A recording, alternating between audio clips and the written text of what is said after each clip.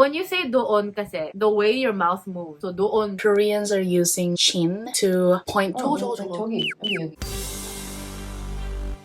Hi, my name is Judy. I currently live in Seoul and I have never lived in the Philippines. Hi, I'm Charm. And I was born and raised in the Philippines for 21 years. And now I'm here in Korea. Hi guys, I'm Jenny and I am currently in Korea since April 2020. I will go back to Philippines this July or August. Hi, I'm Mishi. I've been here in Manila, Philippines for 15 years now. Hello, 안녕하세요. This is Sandra Jung and based po ako dito sa Philippine, Manila. And please follow also my YouTube channel, Sandra Jung, and my Instagram is Sandra Jung07, TikTok is Sandra Jung07, and my Facebook is DJ Sandra and Sandra Jung. Hey guys, what's up? It's Elle and welcome to our planet. And if you guys have been around for quite some time, you might know that I've actually gathered a lot of Korean friends throughout the years. While I was in college, I was actually a big K-pop fan, and because I was a K-pop fan, eventually I did want to have a lot of Korean friends. And because of this, I was able to interact with them, spend a lot of days with them, and get to know their culture a bit more. As a Filipino, I get to compare the cultural practices that we have and that they have, since there are a lot of similarities and there are a lot of differences that you might not even realize until you get to meet a Korean yourself. Hopefully we could all learn and compare and contrast the differences and similarities between our culture. First up is po and opo. Po and opo are words used to show respect when speaking or called by someone older or a person with authority, but it may be added in sentences to speak in a respectful manner. Oh, yeah, that's kind of like the Korean whole adding like yo, which sounds really weird, like yo, but it's not actually like that. If it's someone's birthday, you can say 생일 축하해, which is casual. 생일 축하해요, which is more formal. And then if you want to make them feel really old, you can say 생신 축하드립니다. 생신 is like the kind of old-fashioned way of saying 생일, but you would only use that if the person was like a lot older. I don't even know if my dad is at 생신 age yet. Like I would use it on my grandma. We have definitely different ways of using language to be polite. It's just there's a lot of complexities. Similar. We use honorifics here in Korea and we put yo at the end of the sentence. I mean, not the yo yo yo, but we use yo at the respectful manner. For example, 안녕 to friends, but then we could say 안녕하세요 to elders or someone who's older. And also we use honorifics to people we just newly met, to strangers. And also we use honorifics in working environments. When we become close, we would agree to drop the honorifics. We have something similar in Korea, simply putting yo at the end of every word. For example, thank you, 고마워. Thank you po, that's 고마워요. That's level 1 of respectfulness. 감사해요, and that's like level 2 of the respectfulness in Korea. The top tier, speaking in a respectful manner in Korea, is 감사합니다.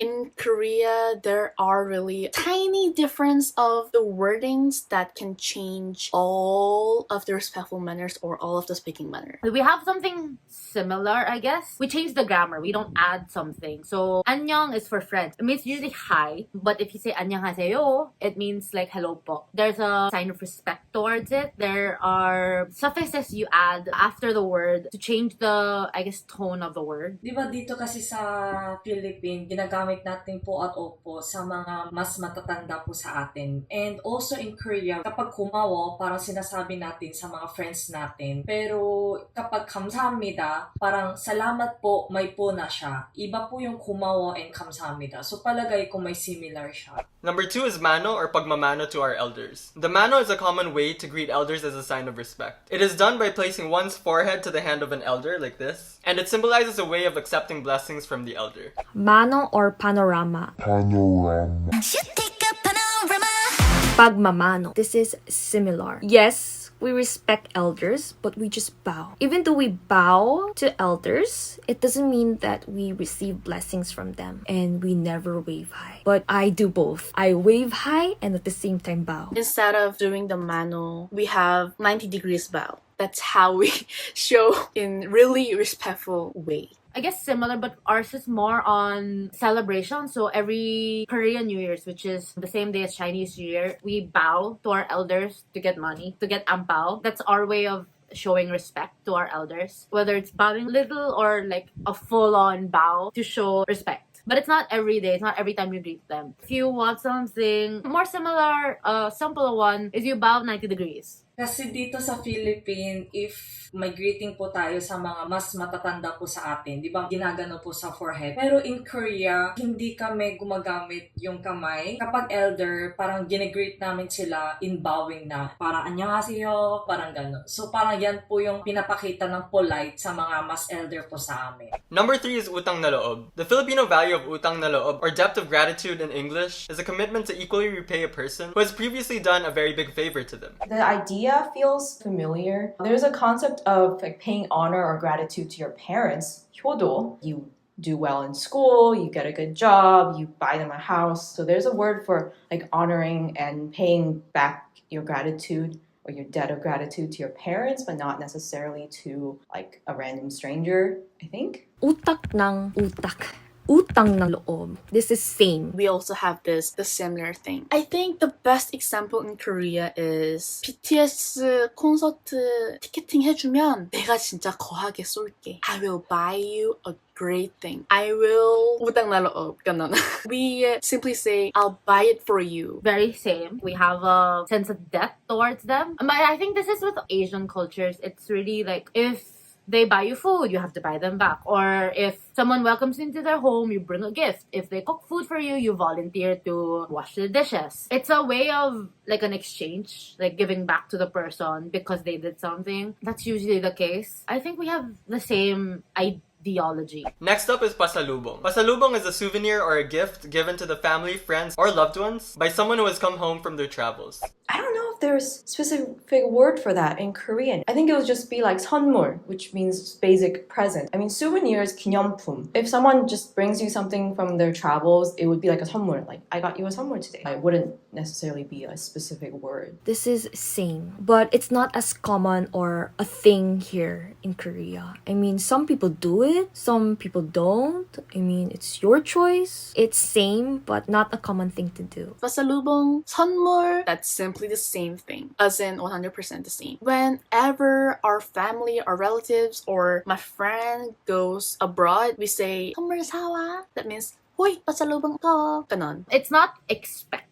Usually you have to ask what you want. In Korean, at least which from what I've experienced with my family, they never ask like, oh, can you bring this home? Can you do that? We do it out of respect. If I do come from Korea to the Philippines, I always make sure that I have pasalubong for my friends. I usually try to get something that isn't available in the Philippines, so it's only available in Korea. So it's really, really, really, really special. Halimbawa, kapag pupunta tayo sa mga iba't ibang bansa or iba't ibang lugar, meron tayong pasalubong o souvenir sa mga friends natin, sa kamag-anak natin, sa pamilya natin. And also in Korea, meron din. Halimbawa, kapag umuwi ako sa Korea, sa mga pamangkin ko or sa mga friends ko doon sa Korea, may dala akong pasalubong din. Mga dried mango or banana chips na meron dito. Yan yung pasalubong ko. Second to the last is Kain tayo. Kain tayo, or let's eat in English, is a common phrase used as an invitation by Filipinos to share whatever food they're eating with you right at the moment that you meet them, even if it's only good for one. 같이 먹자 would be like let's eat together in a literal sense, but I don't know if people would say that. Like if there's only enough food for one, be sort of like this very awkward situation where you're kind of like eyeing each other and be like, okay, do I share this with you? Do I eat with you? Do I just eat by myself? Like I think it'd be a much more awkward situation in Korea. We don't usually invite others to eat what we're eating right at the moment we meet. And especially when the food is good for one. No. My friend and I just met at the restaurant. Hi.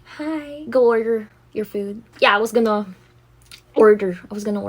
We would just tell them to order their food or we would just give them a new plate. We always say, hoy, kain tayo. 우리 언제 밥 함께 하자. So it's just 100% the same. I don't think we have something like this because Koreans are very individualistic. They're not selfish, don't get me wrong. They're only nice if you are really close to them. But I have never seen a Korean share their food with other people the moment you meet them. Never in my life. Yes, totally the same in Korea. Halimbawa, kung may nakita kayong mga friends na hindi mo masyadong close pero parang sinasabi mo, na중에 밥 먹자, na중에 커피 한잔 하자, may ganun siya. Kahit hindi nyo sure kung kailan kayo magko-coffee, kailan kayo kakain, pero sinasabi nyo sila na, next time kain tayo, parang ganun. The last Filipino culture or practice that I'd like to share with you guys is the mouth pointing. Instead of using their fingers, we Filipinos use our lips to point to objects. mouths. Some speculate that the pounding of the lips stem from the pronunciation of the word doon or dun, which basically means there in Filipino. We kind of like lift our chins. I don't know if it's our mouth necessarily, but like we do sort of do this thing where like, oh, you like togi, yogi, like it's over there.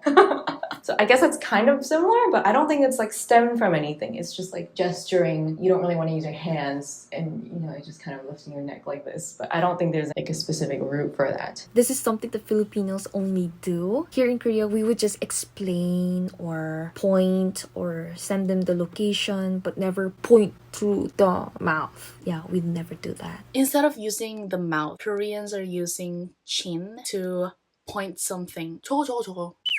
I do this so much. When you say doon kasi, the way your mouth moves, so doon, it's really common. But I don't think it's the same in Korea. If you're pointing something to elders, we do it with both hands or like one hand lang. If they ask us, oh, where's the wine? Where's the food? I go, yun sir, but we never point. Hindi namin ginagamit yung mouth pointing. Hindi rin kami nagpo-point ng ganyan kapag mas matanda. Ganon kami. Kapag friend, yeah, pwede. Oh, yun, ganon. Pero sa mga mas elder namin, talagang ginaganon na. Based on these 6 examples, what are your thoughts on the similarities and differences that you've identified between South Korean and Filipino culture? Definitely like the whole being polite to your elders, being respectful thing, different kinds of languages. It does feel like there's a lot more like endearing and affectionate language in Filipino, which I find really nice, especially to like strangers or elders. Yeah, it just feels very like friendly. I think in Korean, people would say that for people they're a little more closer to. And there's definitely, I think, like a communal aspect, like the whole like sharing food. It felt a lot more friendly, at least in what I saw from these words. In Korean, it takes you a little more time to warm up to people like that. But yeah. I really think that Filipino culture and Korean culture has a lot of similarities. That's why a lot of Koreans are going to Philippines to learn English instead of going US or another Western country. And one last thing to say is that even though everyone's in another country, there are a lot of similarities. We all can be friends, we all can be family. I think the similarities that are present in Korean and Filipino culture are present in Asian culture in general. We're all influenced by each other. We're all influenced by our common ancestry. It really